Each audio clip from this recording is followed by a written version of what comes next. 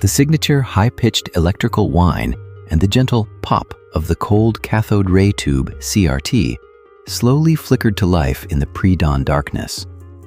That warm glow, carrying a hint of ozone, spread throughout the wood-paneled living room, while the whole house was still sound asleep.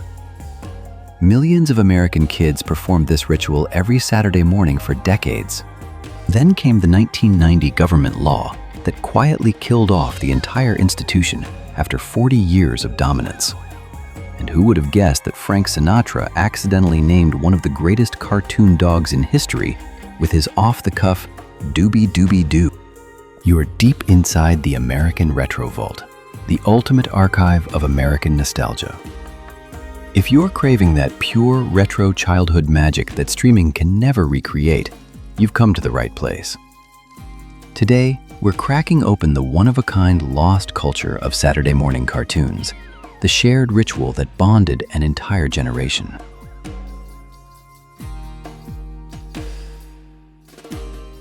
Number 20, the final broadcast. Time of death, September 2014. Cause of death? Overdose from abusing on-demand streaming platforms. When that flat-screen TV finally blinked out for good, a decades-long nationwide weekend ritual quietly flatlined. Without a single note of mourning or fanfare, we all shared that Saturday morning pilgrimage together. Your bare feet hitting the ice-cold floor at 6 a.m., holding your breath as you tiptoed past your parents' bedroom. You'd crank on that heavy CRT TV, waiting for the high-pitched electrical whine to warm up, while you aggressively dumped a bowl of artificial fruit cereal that turned the milk into a blinding purple glow like a radioactive spill. Missed that 7:30 a.m. slot? It was gone forever. No pause button, no rewind. You simply had to endure those endless toy commercials, soaking up every single second. Because that shared 4-hour window was the most valuable currency of your entire week. Kids today have an infinite library on demand, right there in their sticky, fingerprint-smudged little hands. They can binge an entire season in one lazy afternoon. But they'll never know that electrifying anticipation, that thrill running through your veins like a current. We truly had to earn our cartoons by dragging ourselves out of bed at the crack of dawn. We didn't just watch TV, we worshipped together at a glowing national altar. Losing that wasn't just losing the cartoons. It was losing the irreplaceable magic of living fully and intensely in one fleeting moment. Number 19, the murder of Saturday morning. It didn't end with a dramatic explosion. There was no tearful final farewell on national television. Instead, the greatest era of childhood was quietly strangled by bureaucratic red tape. Remember the pure, primal chaos of a Saturday morning in the 80s? The whole house was dead silent. You sat cross-legged on the shaggy, itchy, dust-choked rug, practically holding your breath as the high-pitched electrical whine of the cathode ray tube warmed up. You frantically shoveled neon-colored, sugar-coated gummies into your mouth, terrified you'd miss even 1 second of the opening theme song. For exactly 4 hours, before the adults even cracked an eye, we owned the entire universe. Then the suits stepped in. 1990 brought the Children's Television Act, forcing networks to churn out educational content. Panicked executives watered down our wild, vibrant shows into a bland, tasteless, safe mush. And the final executioner? 1992. Cartoon Network flipped the switch on 24/7 cartoons. Just like that, the appointment viewing ritual died instantly. Look at parents today. They micromanage and schedule screen time for their kids with the cold, soulless precision of booking chemotherapy. Everything is shoveled through endless apps and heartless algorithms. But back then, we didn't have apps. What we had was a nationwide shared heartbeat. Millions of kids, eyes glued to the same glowing box, all watching the exact same channel at the exact same moment. It forged our patience, our loyalty. and our ability to fully savor that fleeting 4-hour window of pure magic, one we knew we could never pause or rewind. Number 18, the dreaded Soul Train signal. Noon. High noon. To a cowboy, that was showdown time. But for an 80s kid, it was an absolute, non-negotiable death sentence. You'd just ridden a 4-hour sugar-fueled frenzy, completely immersed in the chaotic neon glow of cartoons. Then, the screen changed. Suddenly, that unmistakable thumping, funky, ear-piercing bass of Soul Train kicked in. To the adults, it was the weekend groove. To us, it was a disco glam funeral march gliding across the TV in those warm sepia tones. The game was officially over. The cartoon sanctuary had officially fallen. I still remember the immediate wave of panic. The sharp chemical lemon scent of floor cleaner cutting through the air, signaling that Mom was gearing up for battle. You had only 2 brutal options.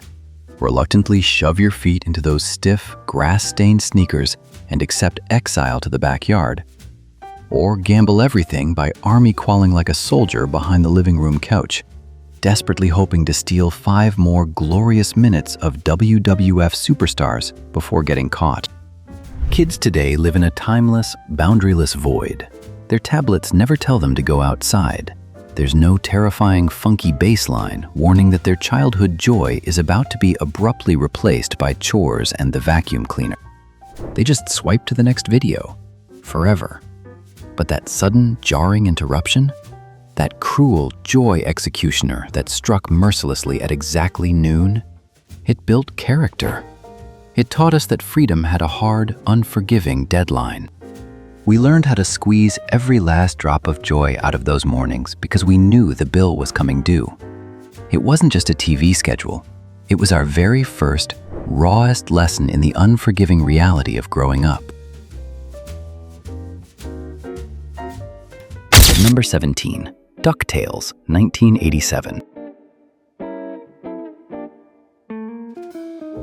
That pounding, bass-heavy rhythm wasn't just blasting from the TV speakers. It practically made your cheap plastic lunchbox vibrate. Thump, thump, thump. Even before you saw the screen, you already knew exactly what time it was.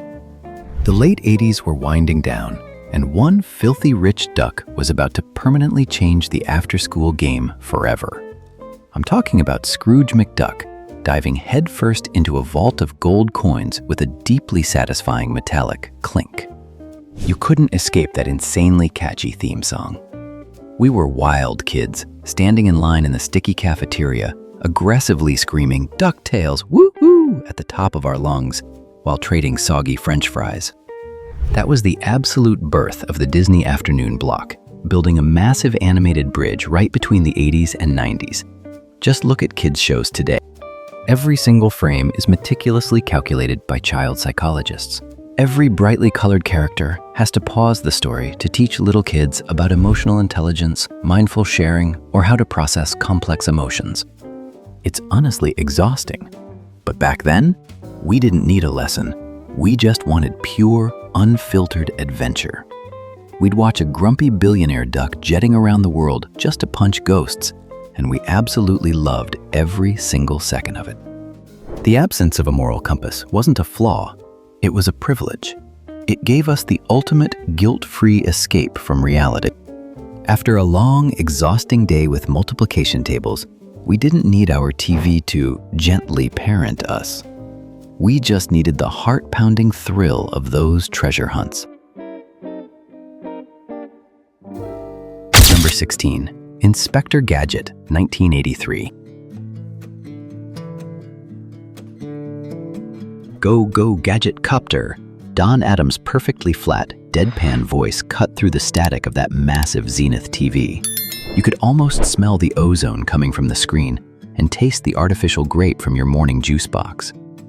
We were completely mesmerized by a clumsy cyborg detective in a beige trench coat, yanking ridiculously useless metal gadgets out of his fedora. And honestly, we all knew the truth. While Gadget was busy, accidentally blowing himself up. It was his niece, Penny, hunched over her giant 80s pre-internet computer book, who was actually doing all the hard work. We spent hours on the playground in heated arguments about what Dr. Claw's face really looked like. It was the greatest mystery of our childhood. We'd smash our toys together to that pounding, addictive synth-pop rhythm inspired by In the Hall of the Mountain King. If a studio tried to pitch an Inspector Gadget script today, the safety committees would have a collective meltdown. A modern remake wouldn't let him get anywhere near any mechanical limbs without a full psych evaluation. And they'd definitely send this supremely incompetent man to therapy before issuing him a badge. But for us, his total lack of self-awareness was exactly the point. He was a glorious walking disaster, but he never gave up. He taught an entire generation of kids a deeply comforting lesson. You don't actually have to be the smartest person in the room. You could be clumsy, you could be incredibly incompetent, and you could fail spectacularly. But as long as you kept trying and maybe got a little help from the people who loved you, you could still come out on top. Number 15, Voltron, Defender of the Universe. Patience is a lost art, but in 1984, we were absolute masters of it, more than happy to sit through a full 20 minutes of recycled animation footage and painfully dubbed space dialogue, just to wait for that specific 60-second dopamine explosion. You know exactly what I'm talking about. 5 brightly colored robot lions, piloted by a random crew of space teenagers, slamming into each other with ferocious force to form one massive mechanical god wielding a sword. I remember kneeling on that itchy shag carpet, clutching my heavy, ridiculously die-cast action toy, waiting for that glorious transformation sequence to begin. The heavy metallic clang of limbs locking together, the pounding electronic brass of the synth score blasting out of that tiny TV speaker, and finally, that proud, triumphant roar as the blazing sword actually took shape. It never, ever got old. Just look at the entertainment kids consume today. They're constantly force-fed perfect, hyper-realistic, razor-sharp CGI battles. Everything looks insanely beautiful, but it feels ice-cold to the bone. They don't have to endure the wait for that grand payoff. Every single second is high-intensity explosions, which somehow makes none of it feel special at all. But we had that raw, gritty, unpolished Japanese animation. And hidden beneath all the repeated footage and clanging metal sounds was a genuinely profound message for a kid. It gave us pure, unshakable hope that 5 total misfits, people who had zero business being heroes, could actually come together, fuse their broken pieces, and save the entire universe. Number 14, Teenage Mutant Ninja Turtles, 1987. Patience is a lost art, but in 1984, we were absolute masters of it, more than happy to sit through a full 20 minutes of recycled animation footage and painfully dubbed space dialogue, just to wait for that specific 60-second dopamine explosion. I remember kneeling on that itchy shag carpet, clutching my heavy, ridiculously die-cast action toy, waiting for that glorious transformation sequence to begin. The heavy metallic clang of limbs locking together, the pounding electronic brass of the synth score blasting out of that tiny TV speaker, and finally, that proud, triumphant roar as the blazing sword actually took shape. It never, ever got old. Just look at the entertainment kids consume today. They're constantly force-fed perfect, hyper-realistic, razor-sharp CGI battles. Everything looks insanely beautiful, but it feels ice-cold to the bone. They don't have to endure the wait for that grand payoff. Every single second is high-intensity explosions, which somehow makes none of it feel special at all. But we had that raw, gritty, unpolished Japanese animation. And hidden beneath all the repeated footage and clanging metal sounds was a genuinely profound message for a kid. It gave us pure, unshakable hope that 5 total misfits, People who had zero business being heroes could actually come together, fuse their broken pieces, and save the entire universe.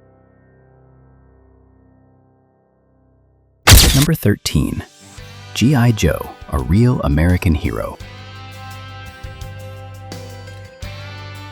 In the history of animated warfare, no military force has ever fired so much ammunition and hit absolutely nothing. Seriously, it was a masterclass in astonishing incompetence.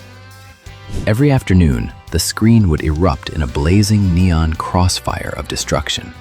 Cobra would rain down thousands of red laser beams. The Joes would fire back with an aggressive storm of blue lasers. And somehow, miraculously, in the middle of all that wildly exploding chaos, everyone would gently parachute down to safety. Then came the sudden, hard pivot. Right before the credits rolled, the explosions would stop, and we'd suddenly get smacked in the face with a mandatory public service announcement, PSA, so our parents wouldn't lose their minds.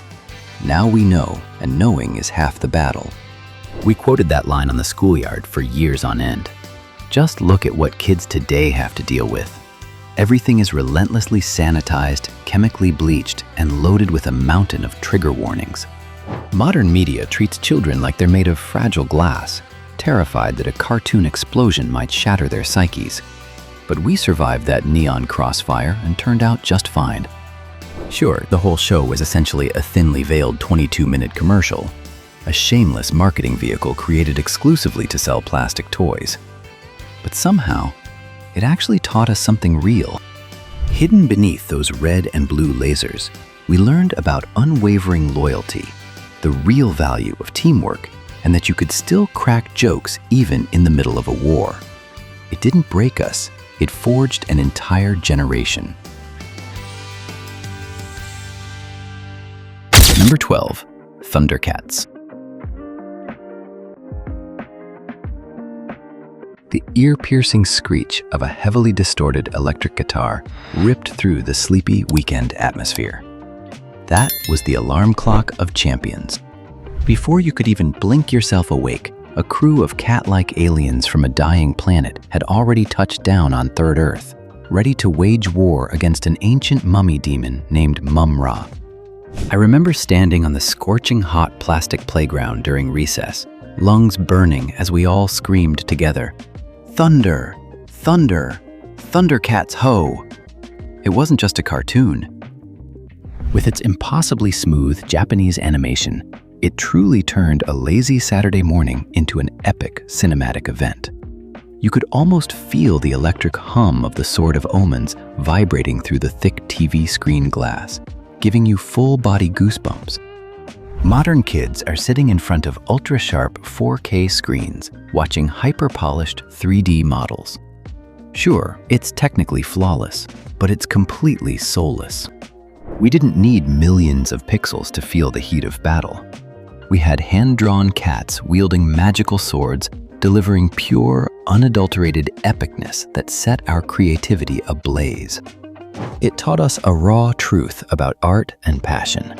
It doesn't have to be algorithmically perfect. It just needs a blazing guitar riff and absolute audacity to be wildly, unapologetically itself. Number 11.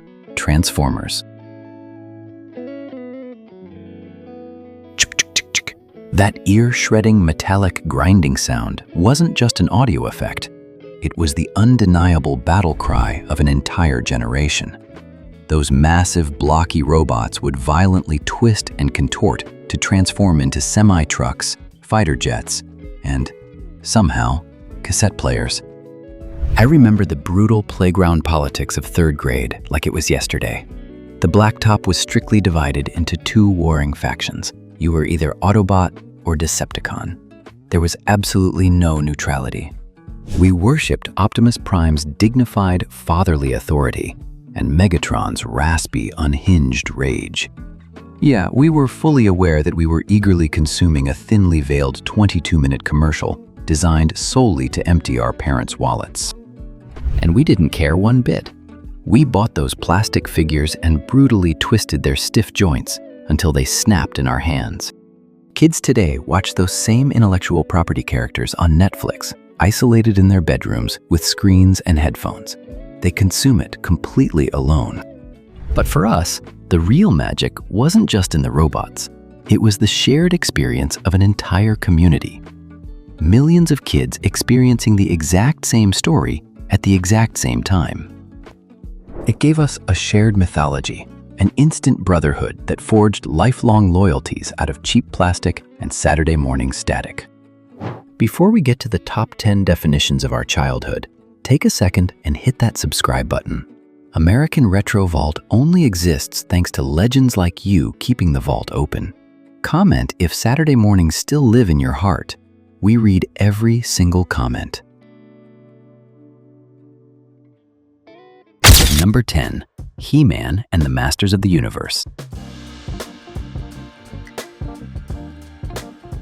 A blinding flash of lightning and a thunderous boom erupted from the massive CRT TV, and suddenly, a shy blonde prince in pink tights raised his sword high and screamed at the top of his lungs, "By the power of Grayskull!" We were glued to the screen, watching a half-naked, impossibly muscular man riding a giant green tiger, and we were completely mesmerized. I remember that sharp, signature chemical smell of cheap plastic as you desperately tore open the toy blister pack in the back seat of your mom's car, right after begging her nonstop through the aisles of Kmart. You'd aggressively stretch the thick rubber band joints on He-Man's legs until they felt like they were about to snap, gripping his tiny power sword like it was a holy relic. Let's not kid ourselves. It gave birth to the cartoon as toy commercial era, delivering the pure excess of the 80s with Castle Grayskull and Skeletor's terrifying floating skull face. We ate it all up. Modern parents would immediately stage protests. They'd lose their minds over the concept of marketing to children. But that blatant consumerism actually gave us something profound. When our fingers finally clutched that big chunky plastic figure, we weren't just holding a toy. We were holding pure empowerment. For those glorious 22 minutes, we weren't just scrawny, powerless kids. We felt like warriors. Number 9. Garfield and Friends. There was a profound, almost spiritual beauty in absolute laziness. And for 7 glorious seasons on CBS, our supreme high priest was a fat orange tabby cat dripping with skepticism. You'd curl up in an itchy wool blanket on a freezing Saturday morning, aggressively ignoring your weekend chores. The heavy, static-filled click of the TV turning on would echo through the room, immediately followed by Lorenzo Music's perfectly deadpan, sarcastic voice. At first, we turned on the TV, just for the cat. But we always ended up trapped in the bizarre farm politics, like some fever dream from the U.S. Acres segments. It was pure, unfiltered comfort food on television. You could almost smell the warm, bubbling cheese of a microwaved lasagna wafting through that thick TV screen glass. They have to overcome emotional obstacles, practice mindful resilience, and save the entire universe before breakfast juice box time. Honestly, it's exhausting. But our orange hero didn't want to save anyone. He hated Mondays with a burning passion. He loved kicking a cheerful dog off the table, and he really just wanted to sleep and eat. And honestly, we respected the hell out of that. Number 8.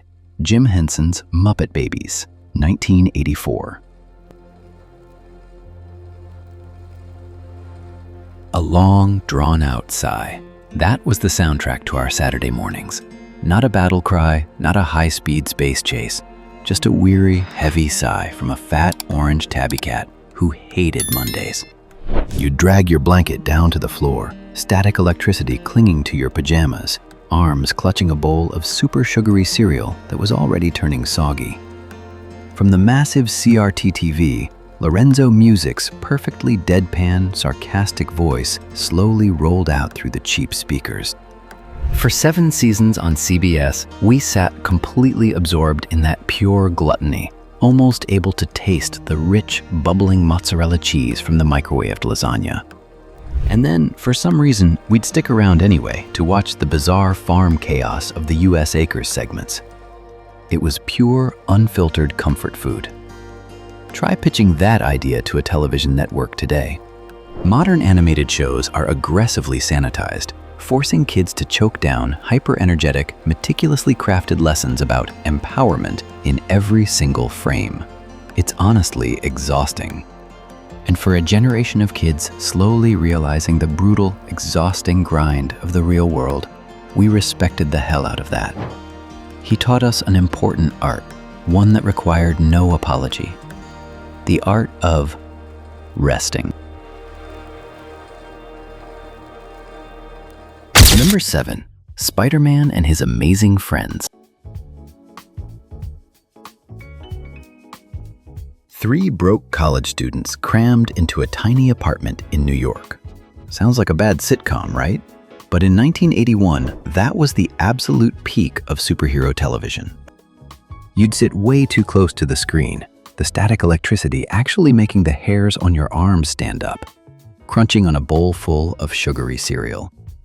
Then, Stan Lee's booming, incredibly captivating voice would come through those cheap speakers, recounting the chaotic adventures of Spider-Man, Iceman, and Firestar. We had no idea, or cared, that Firestar was actually created just because the studio couldn't legally buy the rights to Human Torch.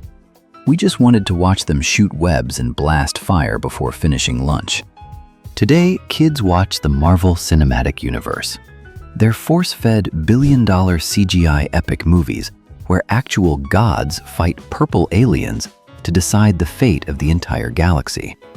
The stakes are always brutally and exhaustingly high. But back then, the biggest concern for most was just trying to split the rent. Spider-Man and His Amazing Friends gave us something incredibly relatable. It taught an entire generation that you could save the world, but you still had to deal with annoying roommates and figure out who ate the last box of cereal. It didn't just turn them into superheroes, it also turned them into regular, everyday people. Number 6. The Smurfs, 1981. 42% viewership. Just think about that. On a Saturday morning, nearly half the kids in America would drop absolutely everything just to watch these tiny, shirtless blue guys living in trippy mushroom houses.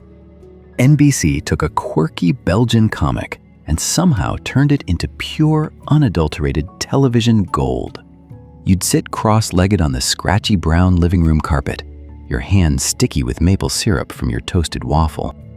You'd sit there watching Gargamel obsess over his plans to boil these poor forest creatures alive. And by recess, the entire schoolyard was completely infected. Smurf wasn't just a noun. It became an extremely versatile and aggressively overused verb. I'm smurfing tired. We'd scream it from the monkey bars until the teachers threatened detention. If you pitched this script today, the internet would tear it to shreds immediately. Modern critics would label the fact that an entire village only had one female, Smurfette, as extremely problematic. But for 9 straight seasons, it was pure, wholesome chaos. It taught us that no matter how tiny you are, or how terrifying the giant villain hovering over you was, a tight-knit community could always outsmart the bad guy. Number 5. Looney Tunes, The Anchor. A shrill whistle fading out, followed by an earth-shaking boom. That was the unmistakable sound of an Acme anvil smashing a prairie wolf flat, and it was absolutely glorious. We didn't need gentle life lessons. We needed pure, unfiltered slapstick humor. For an astonishingly long 40 years, Warner Brothers shorts completely dominated our living rooms.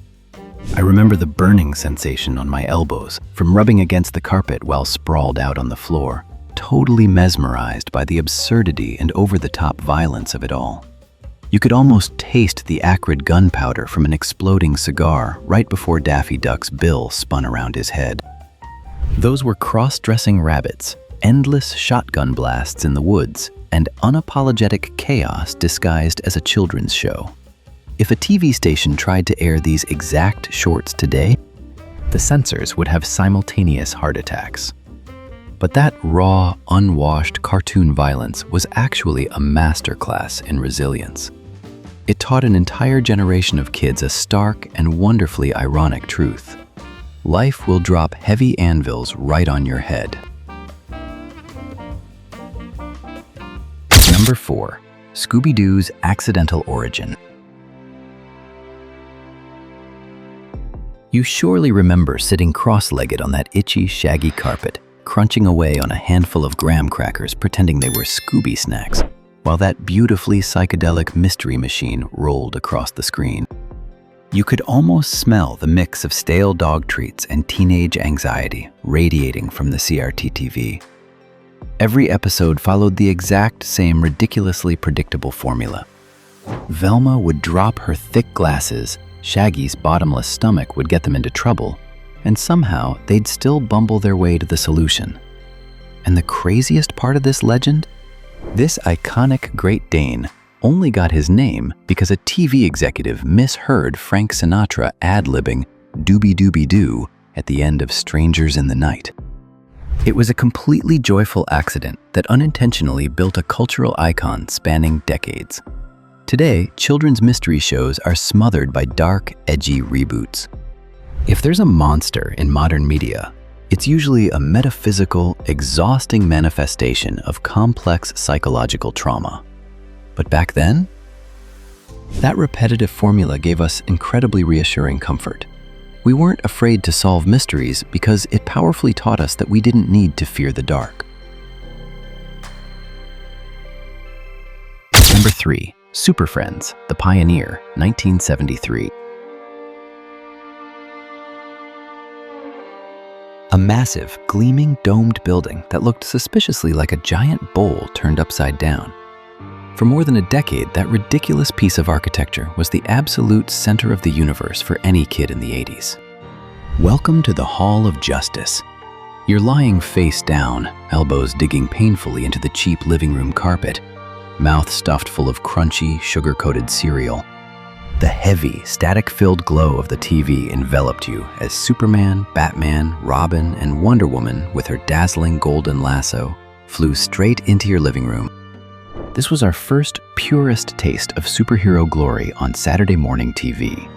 Sure, we mercilessly roasted Aquaman because all he did was flail his arms aggressively to talk to fish. But let's be brutally honest. Every single one of us desperately craved a seat at that table.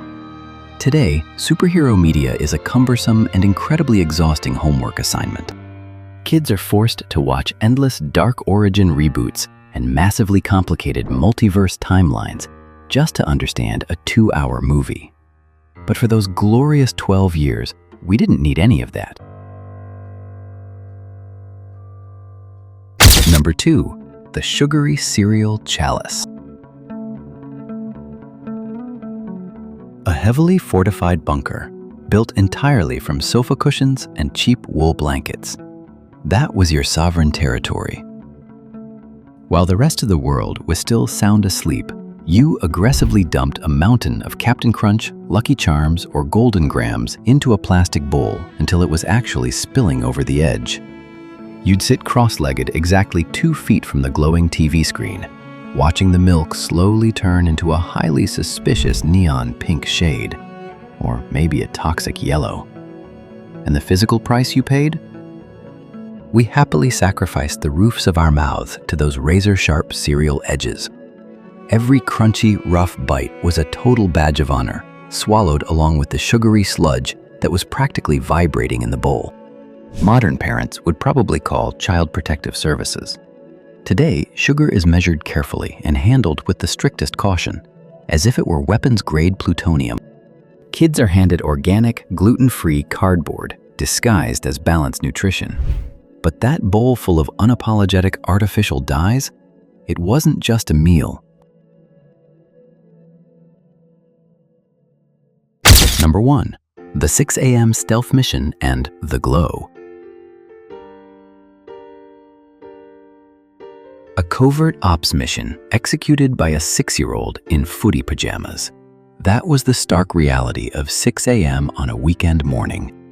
You tiptoe past your parents' bedroom door, bare feet sinking into that notoriously scratchy, earth-toned shag carpet, heart pounding in your chest. The ultimate objective? The massive, wood-paneled family TV. You grip that heavy plastic dial, desperately twisting the volume down before the piercing static hiss of the warming cathode ray tube can give away your position. And then comes that unmistakable, warm, comforting electronic scent wafting through the dark room. In a pitch-black house, that single glowing altar was the ultimate sanctuary. It was our church, and for 4 glorious hours, it was absolute freedom. Kids today don't have to sneak around. They have sleek, silent tablets sitting neatly on their nightstands, serving up an endless, seamless feast of on-demand content.